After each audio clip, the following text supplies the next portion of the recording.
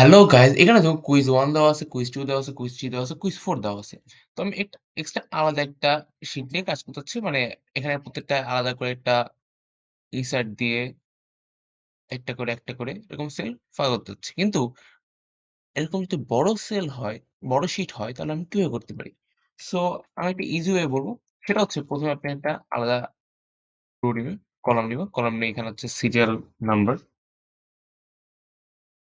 নেওয়ার পর এখানে হচ্ছে 1 লিখে সিরিয়াল বাই করে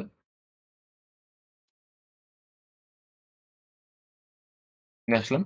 নিয়ে আসার পর এখন আমি কি করব? এই পুরাটাকে কপি করব। কপি করে এখানেই পেস্ট করে দিব। 1 এখানেও সেম ভাবে নিয়ে চলে যাব। 1 থেকে 9 পর্যন্ত। নিয়ে আসার পর এখন আমি কি করব? প্রত্যেকটা সিলেক্ট করে উপরে যে হেডিংটা এটা সিলেক্ট করে ফিল্টার দিয়ে দিব। দেওয়ার পরে এখন এই যে সাইডে যে সিরিয়াল নাম্বারের সাইডে যে একটা আছে শোয়িং অল এখানে ক্লিক করব। ক্লিক করার পরে সর্ট স্মলেস্ট টু লার্জেস্ট,